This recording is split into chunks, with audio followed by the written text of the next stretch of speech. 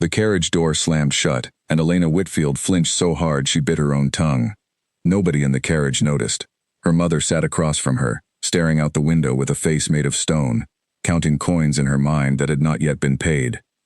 Elena pressed her hands together in her lap to keep them from shaking, but her whole body trembled anyway, the way a leaf trembles even when there is no wind. She was going to marry a man she had never met.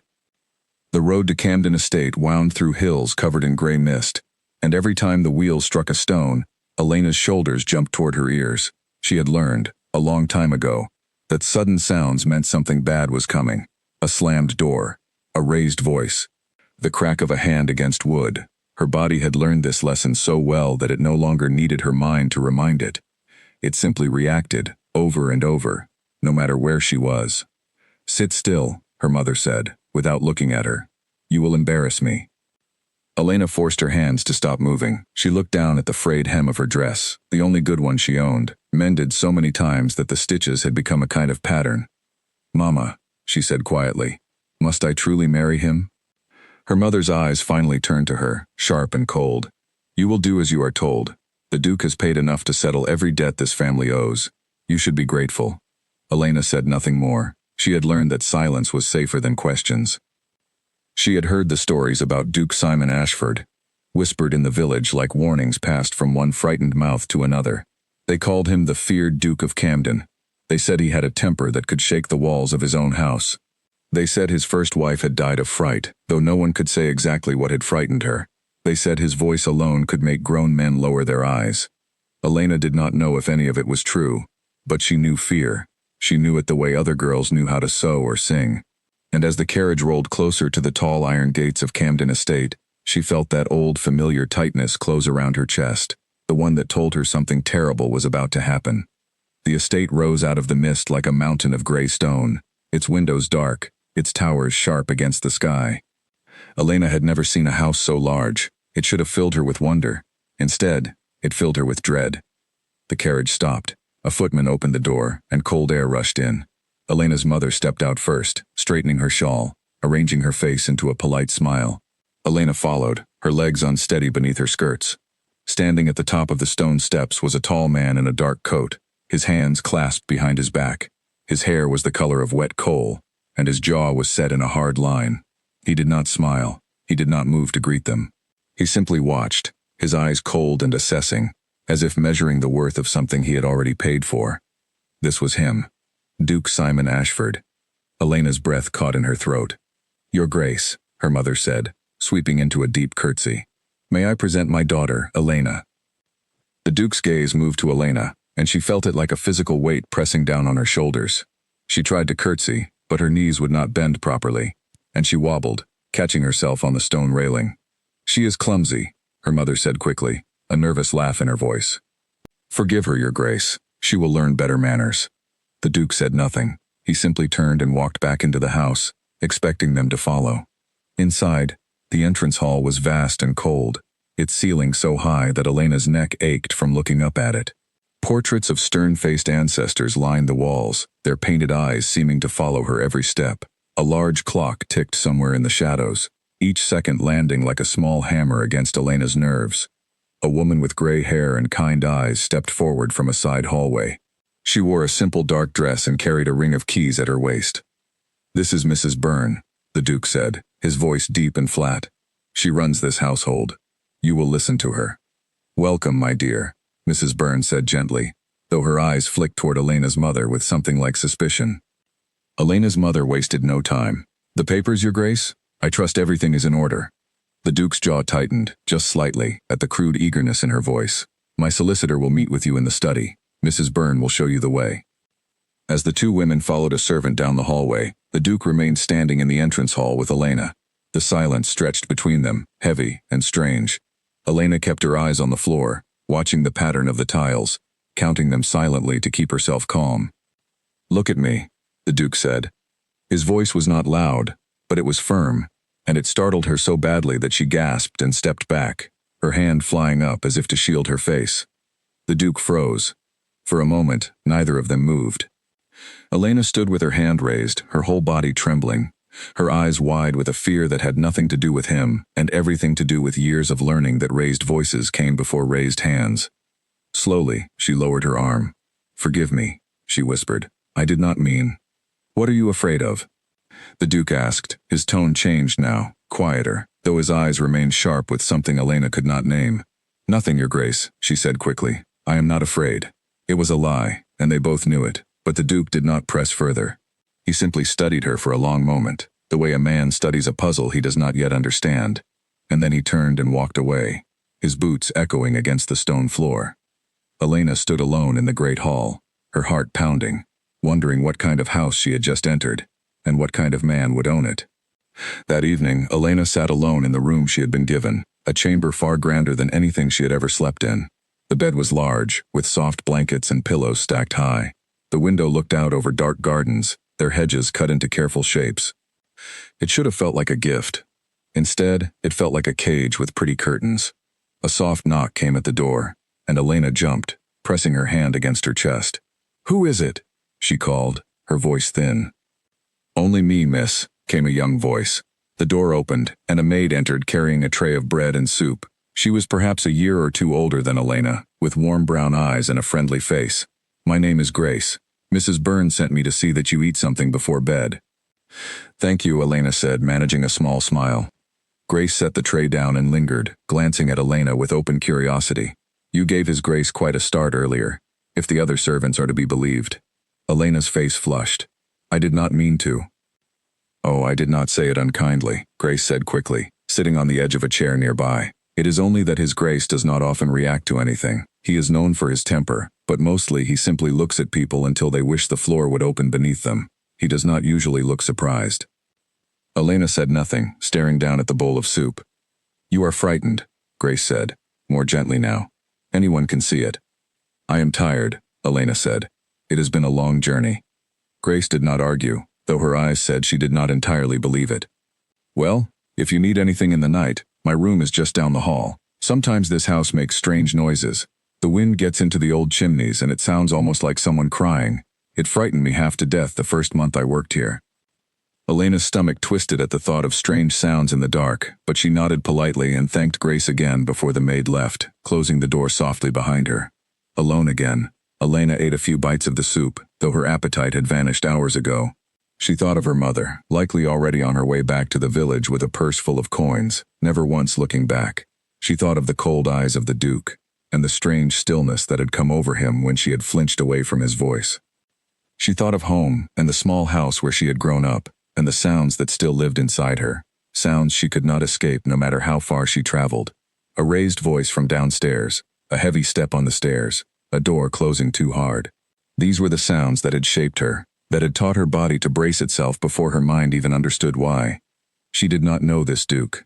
She did not know if he was truly the monster the village whispered about, or something else entirely. But she knew that somewhere beneath his cold exterior, something had shifted when he saw her fear, and she did not know whether that should comfort her or frighten her more. Outside, the wind picked up, rattling the window pane, and Elena curled into the unfamiliar bed, pulling the blankets to her chin, and waited for a sleep that would not come easily. Down the hall, in his private study, Duke Simon Ashford sat by the fire, a glass of untouched brandy in his hand, staring into the flames. He thought of the girl's face when he had spoken to her, the raw and instant terror that had crossed it before she could hide it away. He had seen fear before. He had built a reputation on inspiring it in others, whether he wished to or not, but he had never seen fear like that. Fear that came not from him, but from somewhere deep and old. A fear that had nothing to do with the man standing in front of her. He did not understand it yet, but something told him he would. He set down his glass, unfinished, and stared into the fire long after the household had gone quiet, turning over a single question in his mind that refused to let him rest. What had been done to her before she ever arrived at his door? A tray crashed to the floor in the corridor, and Elena dropped to her knees before she even understood what had happened. She knelt there, her hands pressed flat against the cold stone, her heart slamming against her ribs, as a young footman scrambled to gather the broken porcelain around her. It had been an accident, nothing more. A clumsy step, a slipped grip, a moment that meant nothing to anyone else in the house. To Elena, it had meant everything for one terrible second. "Are you hurt, miss?" the footman asked, his face full of confusion as he looked at her kneeling on the floor. "No," Elena said quickly, forcing herself back to her feet, smoothing her skirts with shaking hands. "No, I am only clumsy. Forgive me." She hurried away before he could ask anything more, her cheeks burning with shame. It was the third time in 2 days that something ordinary had sent her heart racing and her body folding in on itself. A dropped book, a door caught by the wind, now a broken tray. Camden Estate was full of sounds, and Elena's body did not know how to tell the difference between danger and simple accidents. Mrs. Byrne found her sitting on a bench in the garden an hour later, her hands still trembling slightly in her lap. "You did not eat your breakfast," Mrs. Byrne said, settling beside her without asking permission, the way an older woman does when she has decided to care for someone whether they wish it or not. "I was not hungry," Elena said. Mrs. Byrne studied her for a long moment, her kind eyes missing nothing. "I have run this household for 20 years, my dear. I have seen new brides come through those gates nervous and shy, and even a few who wept the whole first week from missing their families. But I have never seen one flinch the way you do. Not from missing home, from something else." Elena's throat tightened. "I do not know what you mean." "I think you do," Mrs. Byrne said gently, "but I will not press you before you are ready. Only know this. Whatever put those flinches into your body, it did not happen in this house, and it will not happen in this house again. Not while I have breath in me."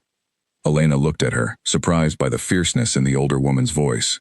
For the first time since arriving, something in her chest loosened, just slightly, like a knot given the smallest bit of room to breathe. "Thank you," she whispered. Mrs. Byrne patted her hand once, briskly, and stood. "Come. His Grace wishes to see the household accounts reviewed with his new Duchess. It is only numbers and columns, nothing more. No one shall raise their voice at you. I will see to that myself." The meeting took place in the Duke's study, a large room lined with books and lit by tall windows that let in gray afternoon light. Simon Ashford stood by the fireplace when Elena entered, his hands clasped behind his back in the same posture he had worn the day they met. "Sit," he said, gesturing to a chair across from his desk. Elena obeyed, folding her hands tightly in her lap. For the next hour, he explained the running of the household, the tenant farms, the accounts she would eventually be expected to help oversee as Duchess. His voice remained level throughout, businesslike, without warmth but also without harshness.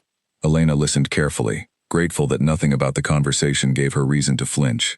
Near the end, a log shifted in the fireplace, cracking loudly, and Elena jumped so violently that her knee struck the underside of the desk. Simon stopped speaking mid-sentence. He did not raise his voice. He did not comment on it at first. He simply watched her gather herself, watched the color drain from her face and then slowly return, watched her hands press flat against her skirts to keep them from shaking. "You do that often," he said finally. It was not a question. Elena's eyes dropped to the floor. "I am sorry, Your Grace." "I did not ask for an apology," he said. "I asked why." "It is nothing," she said. "A small habit. It means nothing." "A habit," he repeated slowly, as if testing the word, finding it did not fit. He walked around the desk and stood a careful distance from her chair, close enough to speak quietly, far enough not to loom over her. "I have employed men who have seen war. I have watched grown soldiers stand steady through cannon fire. I have never seen a person flinch from the sound of a falling log the way you did just now." Elena said nothing, her hands twisted together in her lap. "I will not force you to speak of it," Simon said, his voice quieter than she had yet heard it. "But I would ask you to understand something. In this house I do not raise my hand to anyone, not my servants, not my tenants, not my wife. Whatever taught your body to expect such things, it was not learned here, and it need not be carried here either." Elena looked up at him then, truly looked at him for the first time since her arrival. His face was still hard, still carved from the same cold stone the villagers whispered about, but his eyes, she realized, were not cruel. They were simply careful, watchful. The eyes of a man accustomed to being misunderstood and no longer bothering to correct it. "Thank you, Your Grace," she said softly. He studied her a moment longer, then returned to his side of the desk, as if the conversation had cost him more than he wished to admit. "We will continue the accounts tomorrow. You look tired." It was, Elena realized as she left the study, the closest thing to kindness anyone had offered her in a very long time. That night, unable to sleep, Elena wandered down to the kitchen in search of a cup of warm milk, only to find Grace already there, sitting at the long wooden table with a mug of her own. "Could not sleep either?" Grace asked, smiling as Elena entered. No, Elena admitted, sitting across from her. Grace poured her a cup from the kettle still warm over the low fire. You are settling in well, I think. Better than I expected, if I am honest. I thought you might run back to your mother's house within the week. Elena managed a small, tired laugh. There is nothing to run back to. Grace's smile faded slightly, softened into something more careful. I did not mean to pry. You did not, Elena said. And then, surprising herself, she found more words rising to the surface, words she had never spoken aloud to anyone. My mother was not a gentle woman. My father left when I was small, and after that, she found other men to bring into our home. Some of them were kind enough, others were not. I learned very young that quiet was safer than being noticed, and that certain sounds meant it was time to make myself very small. Grace was quiet for a long moment, her eyes glistening with something between sorrow and anger. I am sorry, she said finally. That is a heavy thing to carry. I did not mean to tell you all that, Elena said, embarrassed. I do not know why I did. Because it is safe here, Grace said simply, whether you feel it yet or not. Elena looked down into her cup, watching the steam rise and curl into nothing. For the first time since the carriage had passed through the iron gates of Camden Estate, she allowed herself to wonder if Grace might be right. Upstairs, unseen by either young woman, Simon Ashford stood in the shadowed hallway outside the kitchen, having come down for a book left behind in the drawing room. He had not meant to listen, but he had heard enough. A mother, other men, a house where quiet meant safety. To feel something hard and cold settle low in his chest, something that felt very much like anger, though not directed at the trembling girl he had married. He returned to his study without the book, and sat by the dying fire long into the night, turning the pieces over in his mind, understanding now that the fear he had witnessed was not a small thing at all, but the shadow of a much larger storm that had shaped this girl long before she ever became his wife. And for reasons he did not yet wish to examine too closely, the thought of that storm made him want to become, for her, the first steady and safe thing she had ever known. The letter arrived on a gray morning, carried in on a silver tray by a footman who had no idea what storm he was delivering. Elena recognized her mother's handwriting at once, the sharp slanted letters that had signed so few kind words in her life. Her fingers trembled as she broke the seal, and she read the short message twice before the meaning fully settled into her chest like a stone dropped into still water. Her mother was coming to visit, and she was not coming alone. Lord Harold Pierce would accompany her, the letter explained, as he had business in the area and wished to pay his respects to the new Duchess. Elena's hands went cold. The teacup slipped from her fingers and shattered against the floor, and this time she did not flinch from the sound. She simply stared at the broken pieces, feeling something far worse than fear settle into her bones. Grace rushed in at the noise, took one look at Elena's face, and immediately closed the door behind her. What is it? What has happened? My mother is coming, Elena said, her voice strangely flat. She is bringing Lord Pierce with her. Grace's expression shifted, though she clearly did not understand the full weight of the name. Is he someone you do not wish to see? Elena did not answer at first. She sat down slowly on the edge of her bed, the letter still clutched in her hand, and stared out the window at the gray gardens below, though she was not truly seeing them at all. She was seeing another house, another year, a hallway she had once run down as fast as her small legs could carry her, trying to reach a door before it could be locked. He was a friend of my mother's, Elena said finally, choosing her words with great care, the way a person chooses steps across thin ice. He visited our house often when I was young. My mother trusted him. She said he was generous, that he cared for our family when no one else did. But you did not trust him, Grace said quietly. Elena's throat tightened. There were things he did. Things my mother never asked about, because asking would have meant losing the money he gave her. I was young. I did not always understand what was happening, only that certain rooms became dangerous when he visited, and that certain sounds meant I should hide. Grace's face had gone pale. She sat down beside Elena and took her hand, saying nothing for a long moment, simply holding on. Does His Grace know? Grace asked eventually. No, Elena said quickly, and he must not learn it from me. What good would it do? It would only shame me further, and he would think less of me for carrying such a history into his house. I do not believe that is true, Grace said gently. But it is not my place to argue it. I will say only this. Whatever you decide, you are not alone here anymore. You have Mrs. Byrne. You have me. And I do not think, from what I have seen, that His Grace is a man who looks away from danger simply because it is inconvenient to notice. Elena said nothing. but she folded the letter carefully and placed it in the drawer of her writing desk, as if hiding it there might somehow keep its contents from becoming real. Over the following days, Elena tried to carry on as if nothing had changed, continuing her lessons on the household accounts, walking the gardens with Grace in the mild afternoons, sitting quietly in the drawing room while Simon read correspondence by the fire. But the fear had returned in full force, worse now than it had been on her first night at Camden Estate, because now it had a shape and a name and a date on which it would arrive. Simon noticed, of course. He noticed everything about her by now, though he had not spoken of it directly. He noticed how her appetite thinned again, how her sleep grew shorter, how the flinching, which had lessened over the past weeks, returned with a vengeance at the smallest unexpected sound. He said nothing at first, choosing instead to watch and wait, the way a careful hunter watches the tree line for the shape of something moving among the shadows.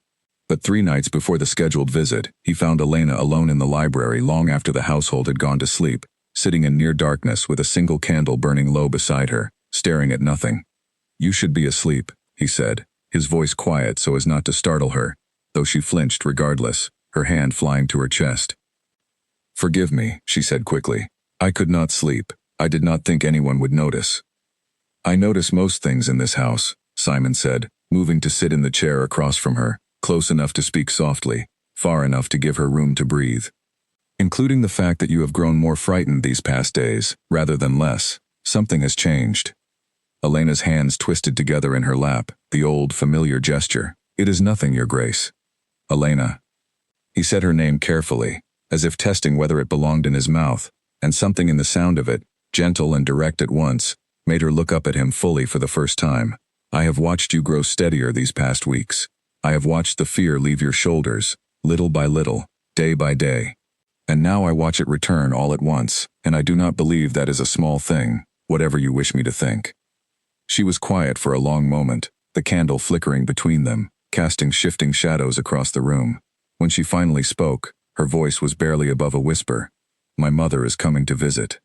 She is bringing a man named Lord Harold Pierce." Something shifted in Simon's expression at the name, though Elena could not read exactly what it meant. "I know of Pierce," he said slowly. "We have crossed paths at gatherings in the city. He has a reputation for generosity towards struggling families, widows, mothers with debts." "Yes," Elena said, her voice growing tighter. "That is exactly his reputation." Simon watched her closely, and Elena felt, for the first time since arriving at Camden, the full weight of being truly seen by another person, seen in a way that frightened her, almost as much as it steadied her. "Elena," he said again, and this time his voice had lowered further still, carrying a note of something that was not quite gentleness and not quite anger, but a careful blend of both. "I will ask you a question, and I will not think less of you no matter your answer. Did this man cause you harm when you were a child in your mother's house?" The library was very quiet.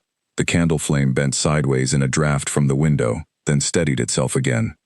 Elena did not answer with words at first.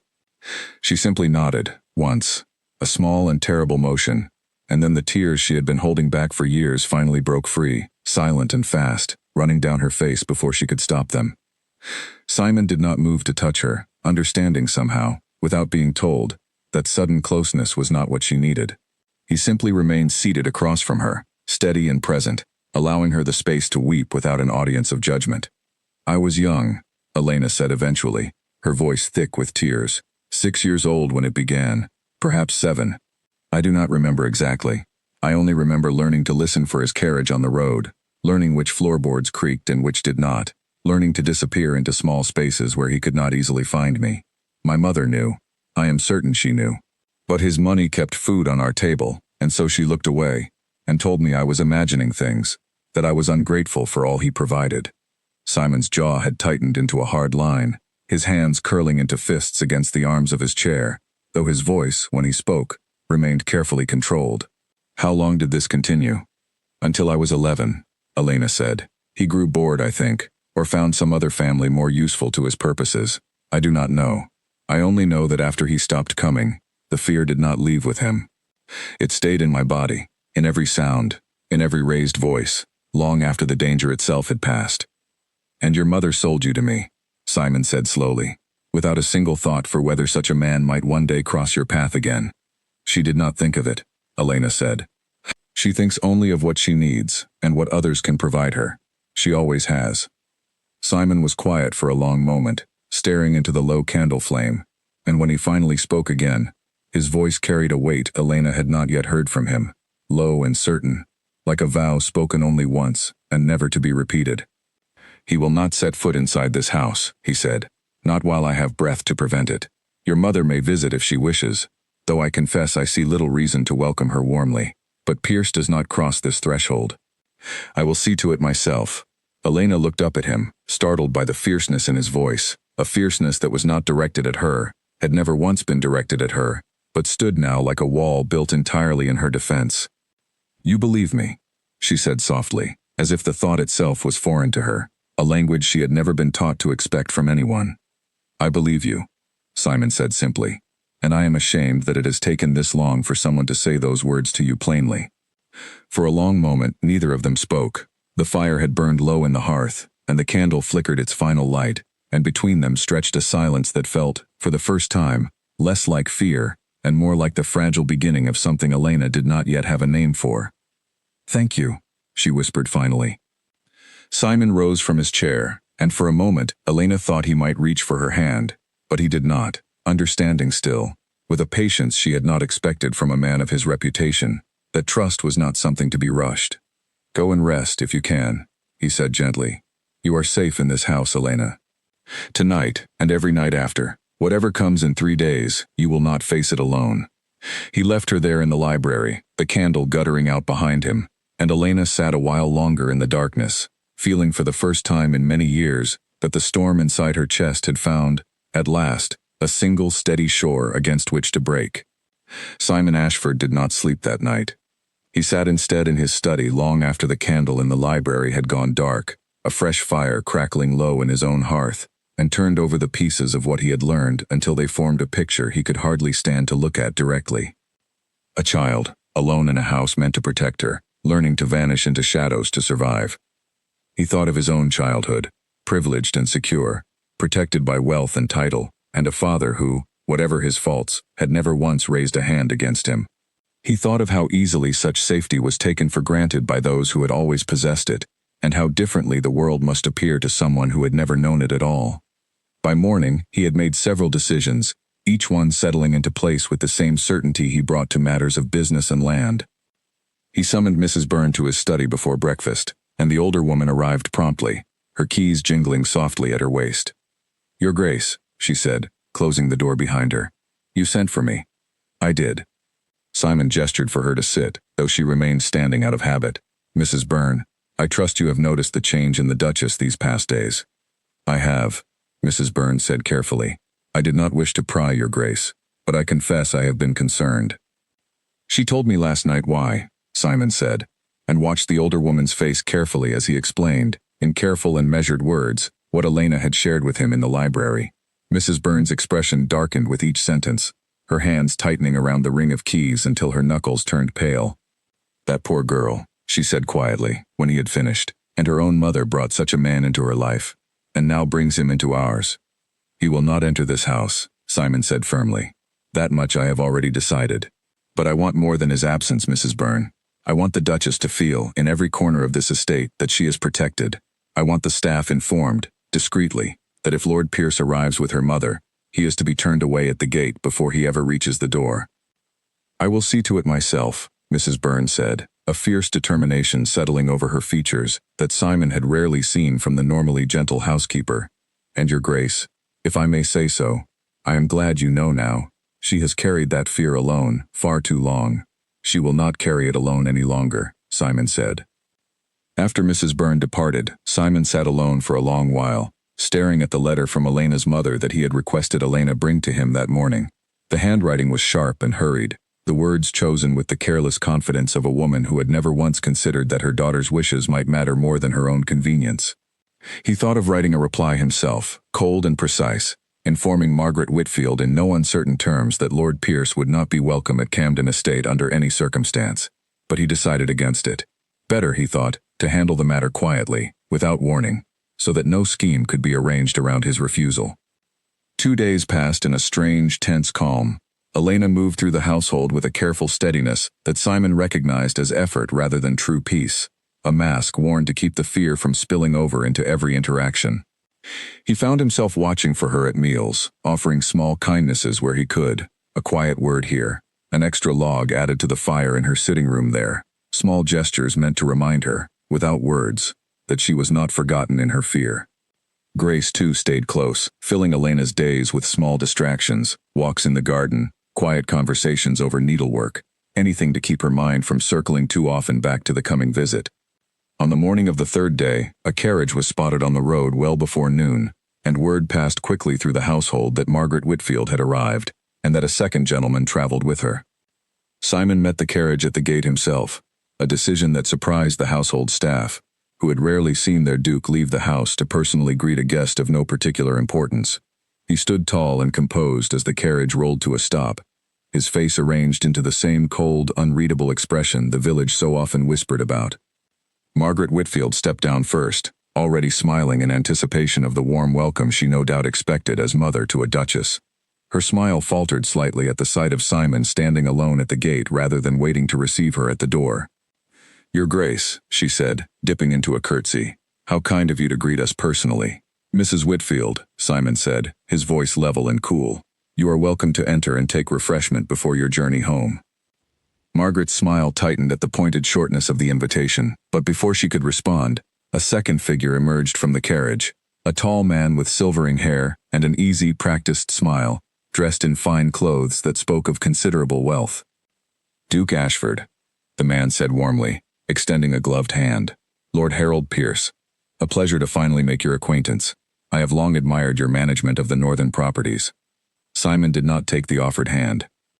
A flicker of surprise crossed Pierce's face, quickly smoothed over by years of social practice. "Your Grace?" "Lord Pierce," Simon said, his voice dropping into something colder and harder than anything the household staff had heard from him in months. "You are not welcome on this estate. You will remain in the carriage, or you will return to the road. Those are the only two choices available to you today." Margaret Whitfield's face went white with shock. "Your Grace, surely there is some misunderstanding.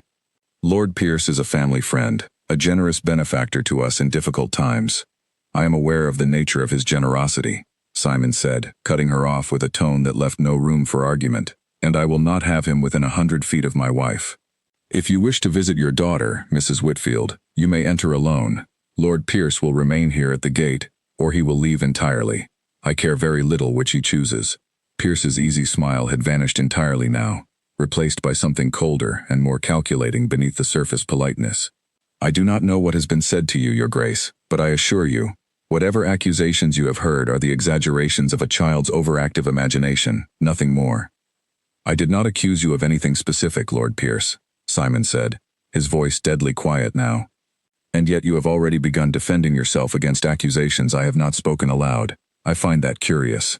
Pierce's jaw tightened, and for a brief moment, something ugly flashed behind his practiced charm, quickly hidden away again. "This is an outrage. I have done nothing but show kindness to that family for years." "Get back in the carriage," Simon said, his voice low and final. "Now." For a moment, it seemed Pierce might argue further, but something in the Duke's expression, the same cold stillness the village so feared, made even a man of his confidence reconsider. With a stiff, furious nod, he climbed back into the carriage, muttering something under his breath that Simon chose not to acknowledge. Margaret Whitfield stood frozen at the gate, torn between fury and fear of losing whatever connection to wealth her daughter's marriage still provided her. "You may come inside, Mrs. Whitfield," Simon said, his tone returning to something merely cool rather than icy. "Elena will see you, though I will remain present throughout your visit." Margaret's eyes narrowed slightly, calculating, before she forced her expression back into something more agreeable. "Of course, Your Grace, whatever you wish."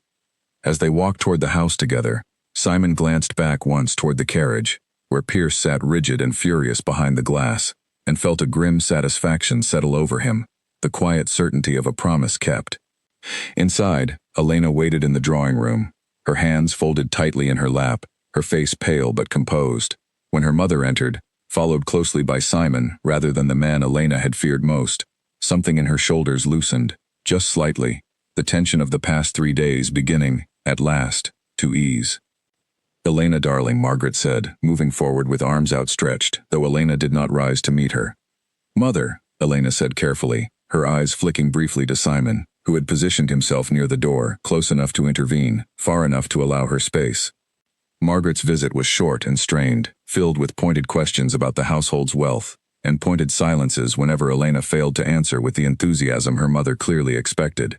Simon remained present throughout, his cold gaze a silent reminder that this was his house now, governed by his rules, and that Margaret Whitfield's influence over her daughter had reached its natural end. When the carriage finally pulled away from Camden Estate that afternoon, carrying both Margaret and a still furious Pierce back toward the village, Elena stood at the window of the drawing room and watched it disappear down the long road, her chest rising and falling with something that felt, for the first time in years, almost like relief. Simon came to stand beside her, close but not touching, watching the same empty road. "He will not return," Simon said quietly. "I will make certain of it." Elena turned to look at him, her eyes glistening with unshed tears, though these, unlike so many before them, did not come from fear. "Thank you," she whispered, "for believing me, for standing between us." "I meant what I told you in the library," Simon said, his voice low and steady. "You are not alone in this house, Elena. Not anymore." For the first time since her arrival at Camden Estate, Elena reached out and took his hand, and Simon, surprised but careful, closed his fingers gently around hers, offering a steadiness that asked for nothing in return, only the simple promise of remaining exactly where he stood. 3 weeks passed in a quiet Elena had never known was possible. The household settled into a new rhythm, one built around small kindnesses rather than sudden fears. Simon began joining her for breakfast each morning, a habit neither of them commented on but both seemed to welcome. Grace remained a steady friend, filling the afternoons with easy conversation and gentle laughter. Even Mrs. Burns' watchful presence, once felt as a kind of careful surveillance, had become something closer to comfort, the steady presence of a woman determined to protect her. Elena's flinching had not disappeared entirely, some habits carved too deeply into the body to vanish in a matter of weeks, but it had softened, become less frequent, less violent. She found herself sleeping through the night more often than not, waking without the tight knot of dread that had once greeted her each morning. She should have known such peace would not last forever. It began with a letter, delivered not through the front gate but slipped somehow into the hands of a young stable boy, who carried it to Elena directly, believing it a simple errand from a passing traveler. Elena did not recognize the handwriting at first, elegant and practiced, until she broke the seal and read the first line, and felt the careful peace of the past 3 weeks shatter in an instant. The letter was from Pierce. He wrote of his innocence, his wounded pride, his generosity toward her family so cruelly misrepresented by a duke who had clearly been fed exaggerations by a frightened and confused young woman. He wrote that he wished only to speak with her directly, to clear his name, to remind her of kindnesses she had surely forgotten in her fear. He wrote that he would be traveling near Camden Estate in the coming days, and hoped she might grant him a brief audience, away from the Duke's watchful eye, so that the truth of the matter might finally be settled between them, as it should have been settled long ago. Elena's hands shook so badly the letter nearly slipped from her fingers. She did not show it to Simon at first. Shame, old and familiar, whispered that perhaps she should simply ignore it, ignore him, pretend the letter had never arrived at all. But Grace found her sitting frozen in the garden an hour later, the letter still clutched in her lap, her face pale as chalk. "Elena," Grace said urgently, kneeling beside her, "what has happened?" Wordlessly, Elena handed her the letter. Grace read it quickly, her expression darkening with each line, and then rose immediately to her feet. "His Grace must see this," Grace said firmly. "No," Elena said quickly, though her voice lacked real conviction. "He has already done so much. I do not wish to burden him further." "Elena," Grace said, kneeling again, taking her friend's cold hands in her own, "this is not a burden. This is exactly the kind of thing he asked you to bring to him. He told you that you would not face this alone, and I do not believe he meant those words only for the days you found convenient." Elena's eyes filled with tears, though whether from fear or something closer to gratitude, she could not entirely say. Slowly she nodded, and together, she and Grace made their way to Simon's study. Simon read the letter twice, his face growing harder with each pass, a muscle working in his jaw as he set it down on the desk with careful, controlled precision. "He is testing whether he can reach you without my knowledge," Simon said finally, his voice tight with restrained fury. "This is not the letter of an innocent man wrongly accused, Elena. This is the letter of a man accustomed to manipulating those weaker than himself into granting him access. I do not wish to see him, Elena said quickly. I want that understood clearly. I do not care what he claims. I know what happened, whatever he says now. I believe you, Simon said, his voice firm. I have always believed you. And I do not intend to allow him anywhere near you, whatever clever letters he sends. But 2 days later, Pierce did not wait for an invitation. It happened in the late afternoon, while Elena walked alone through the eastern gardens, a rare moment of solitude she had come to treasure over the past weeks. She had not heard the carriage approach along the lesser-used lane that bordered the estate's eastern boundary, had not noticed the figure climbing over the low garden wall until it was too late to retreat safely back toward the house. Elena, Pierce said, stepping out from behind a tall hedge, his voice pitched low and falsely gentle, the same voice she remembered from childhood, the voice that had always come before something terrible. Every muscle in Elena's body locked in place. Her breath caught somewhere high in her chest, refusing to move further, and for a long, terrible moment, she was no longer a grown woman standing in the gardens of Camden Estate, but a small girl frozen in a familiar hallway, listening for footsteps on the stairs. You should not be here, she managed finally, her voice barely more than a whisper. I only wish to speak with you, Pierce said, taking a slow step closer, his tone still carefully gentle, though something colder moved beneath it. Your husband has clearly poisoned your mind against me, with wild accusations. I only wish to remind you of the truth. I was good to you, Elena. I was good to your family, when no one else cared whether you starved. That is not the truth, Elena said, her voice trembling but growing steadier with each word, some deep well of strength rising unexpectedly from beneath years of buried fear. I remember everything, Lord Pierce. I have always remembered. Pierce's expression shifted, the practiced charm slipping to reveal something harder underneath. You were a child. Children misunderstand kindness. They twist affection into something ugly in their minds. Get away from me, Elena said, her voice rising now, no longer a whisper but something closer to command, though her body still trembled with the effort of standing her ground rather than fleeing. Pierce took another step forward, his patience visibly thinning. I only wish to speak. She told you to leave. Simon's voice cut across the garden like a blade, cold and absolute. He strode toward them from the direction of the house, having noticed Elena's absence and followed instinct that had, thankfully, led him directly toward the eastern gardens. Pierce turned, his composure cracking further at the sight of the Duke's approaching figure, tall and furious, his usual careful stillness replaced now by something far more dangerous. Ashford, Pierce said, attempting to recover his easy tone and failing entirely. I only came to clear my name with your wife, nothing more. You climbed a wall onto private property to corner a woman alone, Simon said, closing the distance between them until he stood directly beside Elena, positioning himself as a wall between her and the older man. There is a word for such behavior, Pierce, and it is not the word you would prefer me to use. You have no proof of anything, Pierce said, his voice sharpening now, the mask of charm falling away entirely, to reveal something colder and more desperate beneath. Whatever that girl remembers, it is the confused imagination of a frightened child, nothing that would hold up before any court or council. I do not need a court, Simon said, his voice deadly quiet, more frightening in its calm than any shout could have been. I need only my own 2 hands, and the considerable influence my title carries among every family whose good opinion you depend upon for your fortune. I promise you this, Pierce, if you ever come within sight of my wife again, whether at this estate or anywhere else in this county, I will see to it that every door in society closes against you so completely that you will spend the remainder of your days wondering what became of your reputation. Pierce's face had gone pale with fury and something close to fear, understanding at last the true weight of the man standing before him. This is not finished, he muttered, though the threat carried little conviction now. It is finished, Simon said. Leave my land before I lose the considerable patience I have shown you today.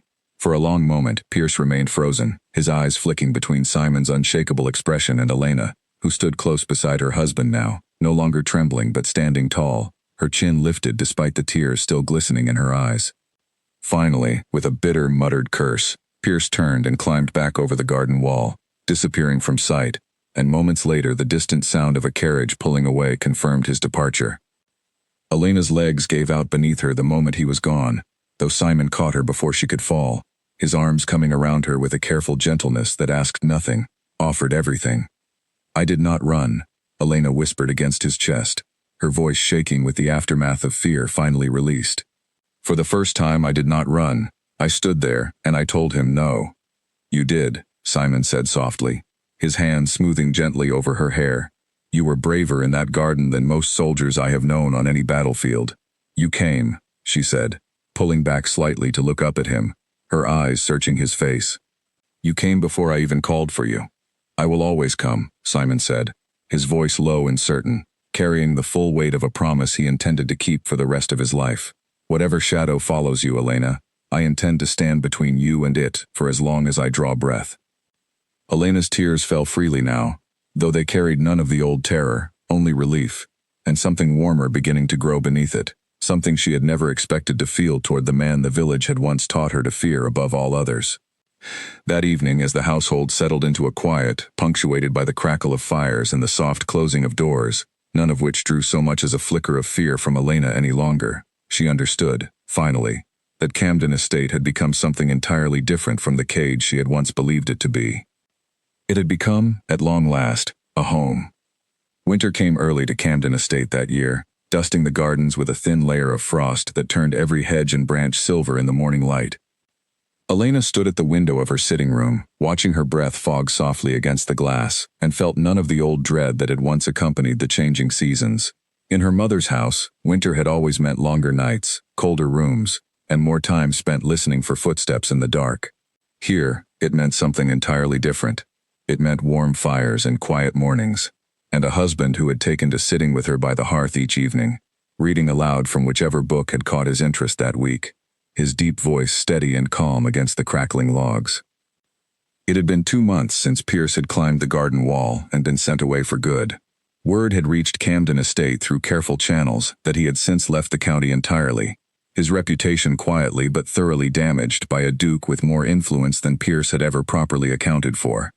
Elena's mother had sent one final letter, bitter and accusing, blaming Elena for the loss of a generous benefactor, and Simon had responded on Elena's behalf, informing Margaret Whitfield in clear and final terms that no further correspondence would be welcomed at Camden Estate, unless it came without demands attached. Elena had cried reading that letter, though not from sadness. She had cried from the strange, unfamiliar relief of watching someone else fight a battle she had spent her entire life fighting alone. A soft knock came at her door, and Elena did not flinch this time. She had noticed, these past weeks, that the flinching had grown rarer with each passing day, as though her body were finally beginning to believe what her mind had already come to understand. Camden Estate was safe. Simon was safe. The sounds of this house no longer carried warnings, only the ordinary rhythms of a life well lived. "Come in," she called, and Grace entered with a bright smile, carrying a small bundle of fresh flowers despite the frost outside. "The last of the hothouse blooms," Grace said cheerfully, setting them in a vase on the windowsill. "I thought your room could use a bit of color before the full chill sets in." "They are lovely," Elena said, smiling as she leaned forward to breathe in their soft fragrance. "Thank you, Grace." Grace lingered by the window a moment, studying her friend with the kind of careful attention only a true friend offers. "You seem well today," she said. "Better than well, if I am honest. You seem happy." Elena considered the observation for a long moment before answering, surprised to find the word fit as easily as it did. "I believe I am," she said softly. "It is strange, is it not, to feel such a thing after everything?" "It is not strange at all," Grace said firmly. "You deserve happiness, Elena. You always did, whatever your mother or that dreadful man ever told you otherwise." Later that afternoon, Elena found Simon in his study, bent over correspondence from one of the northern tenant farms, his brow furrowed in concentration. She had grown comfortable enough these past weeks to simply enter without announcement, settling into the chair across from his desk with a book of her own, content simply to share the quiet of his company. "You are staring," Simon said after a few minutes, not looking up from his papers, though the corner of his mouth had curved slightly upward. "I am reading," Elena said, though she had not turned a single page in several minutes. Simon finally looked up, setting his pen aside, his eyes warm in a way that would have startled the village gossips who still whispered about the feared Duke of Camden. "You have not read a word in quite some time, Elena Ashford." She flushed slightly at the sound of her married name, still new enough to feel like a small gift each time he spoke it. "Perhaps I was simply enjoying the quiet." "Perhaps," Simon agreed, rising from his desk and moving to sit in the chair beside hers rather than across from it, close enough now that their hands rested only inches apart on the shared armrest between them. Or perhaps you were thinking of something you wish to say, and have not yet found the courage to speak it aloud. Elena's breath caught slightly, surprised, as always, by how easily he seemed to read the quiet workings of her mind. She set her book aside and turned to face him more fully. "I have been thinking," she said slowly, choosing her words with the same careful precision she brought to everything that mattered to her, "about how frightened I was. The day I arrived at this house, I believed, truly believed, that I was walking into another version of the fear I had always known. I expected cruelty, I expected to learn new sounds to dread, new footsteps to fear on new stairs. And instead," Simon asked gently, though something in his eyes suggested he already knew the answer, and simply wished to hear her speak it. "Instead," Elena said, her voice growing steadier with each word, "I found a man who noticed my fear before I could hide it, and chose patience instead of anger. I found a house where doors closing did not mean danger, where raised voices belonged only to the wind and old chimneys, never to cruelty. I found, without expecting it, without believing I deserved it, something that finally felt like safety."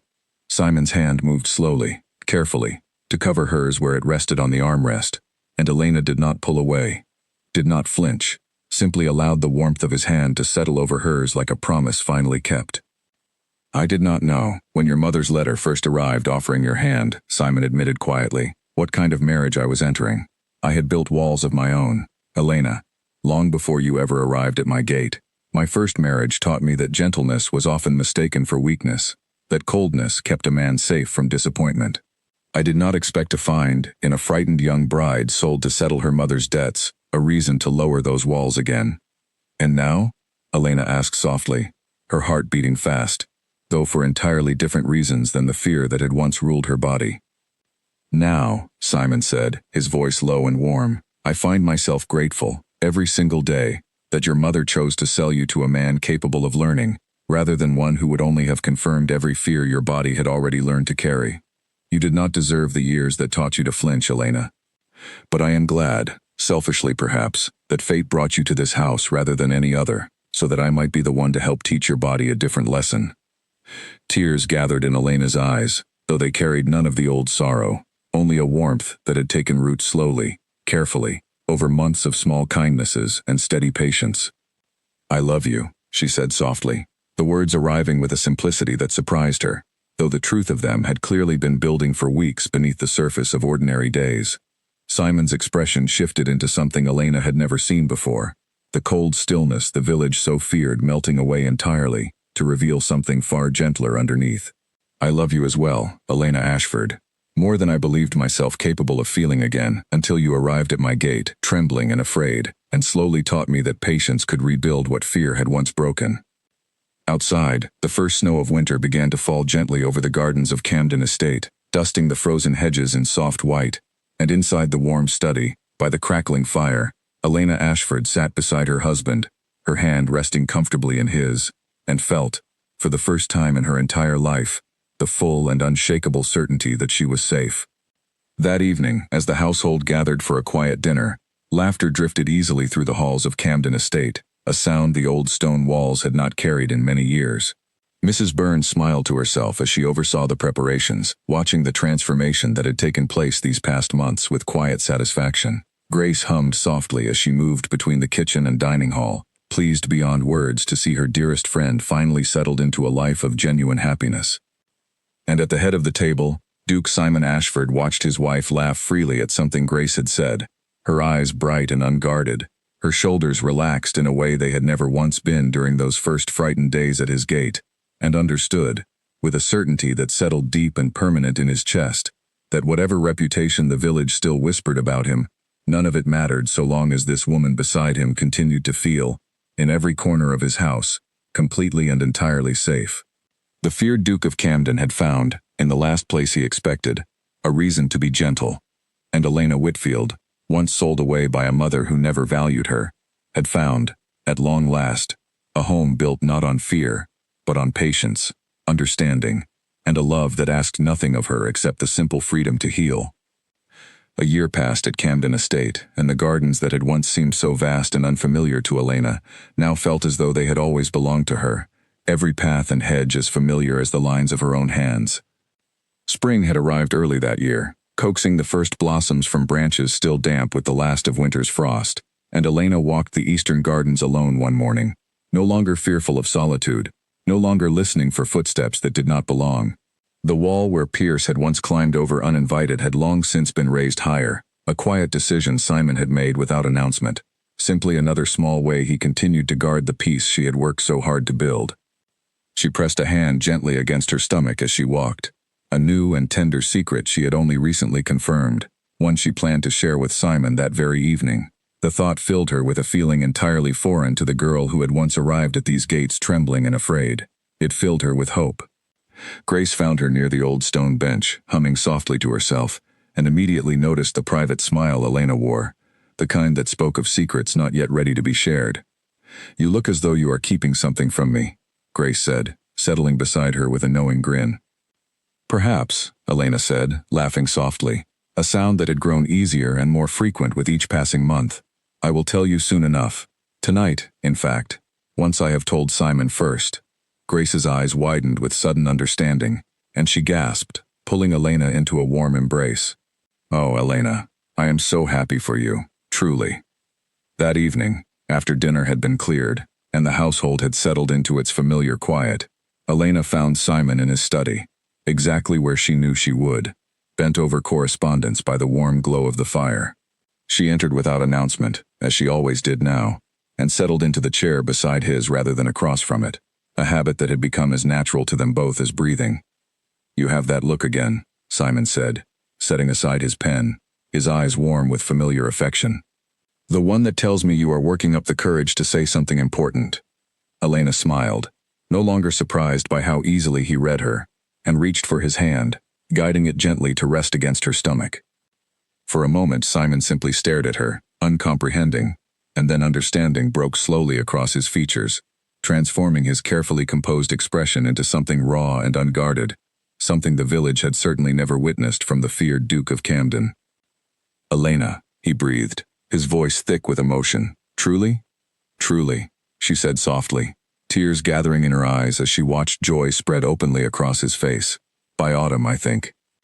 Simon rose from his chair and knelt before her, both hands now resting gently against her stomach, his forehead pressed lightly to hers, and for a long moment neither of them spoke, simply breathing in the quiet weight of the moment together. "I never believed," Simon said finally, his voice rough, "that I would know this kind of happiness again, not after everything that came before you, and now you have given me more than I ever thought myself worthy of receiving." "We gave it to each other," Elena said gently, cupping his face in her hands. "You taught me that safety was possible. I think perhaps I taught you that softness was not weakness after all." Simon laughed then, a genuine and unguarded sound that still occasionally surprised the household staff, accustomed as they once were to a duke who rarely smiled at all. "You taught me a great many things, Elena Ashford. Patience, most of all, and the understanding that the strongest people are not always the ones who never tremble, but the ones who learn to stand steady despite it." In the months that followed, Camden Estate transformed further still, filled increasingly with warmth and laughter, as preparations began for the arrival of its newest member. Mrs. Byrne took to humming softly as she moved through her daily duties, already fussing over which nursery rooms would need the warmest fires come winter. Grace spent her spare hours sewing small blankets, her needle moving with practiced ease as she imagined the child who would soon call Camden Estate home. Elena's fear did not vanish entirely, not completely, not in every corner of her mind. Old wounds, she had come to understand, did not disappear simply because new happiness had arrived to stand beside them. There remained, on certain nights, a lingering unease at sudden loud sounds, a small flinch at unexpected movement, echoes of a childhood that would always, in some quiet way, remain part of who she was. But these moments no longer defined her. They had become simply threads within a much larger and richer tapestry, one woven now with steady mornings and warm evenings, with Simon's patient hand always ready to reach for hers, with Grace's easy laughter and Mrs. Byrne's watchful care, with the promise of a child who would never once learn to fear the sound of a closing door.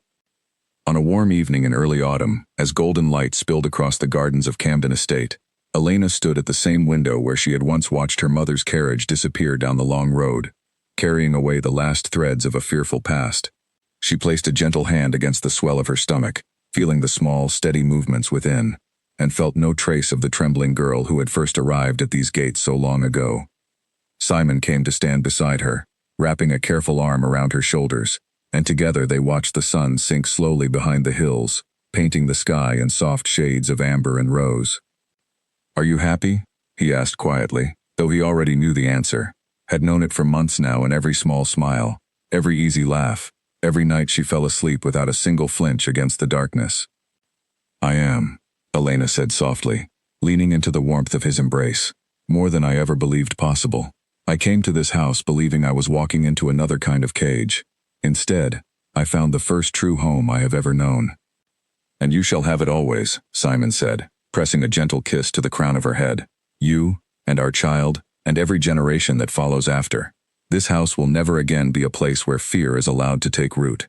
I promise you that, Elena. Now, and for as long as I live." Elena closed her eyes, breathing in the quiet peace of the evening, the warmth of her husband's arms, the soft flutter of new life growing steadily within her, and understood, with a certainty that had taken years to build but now felt as solid as the stone walls surrounding them both, that she had finally, truly, come home. The feared Duke of Camden had become, in the end, the gentlest sound in her entire world, and Elena, once a girl who trembled at every noise, had become a woman who no longer needed to fear the quiet, because she had finally learned what it meant to feel completely, unshakably safe.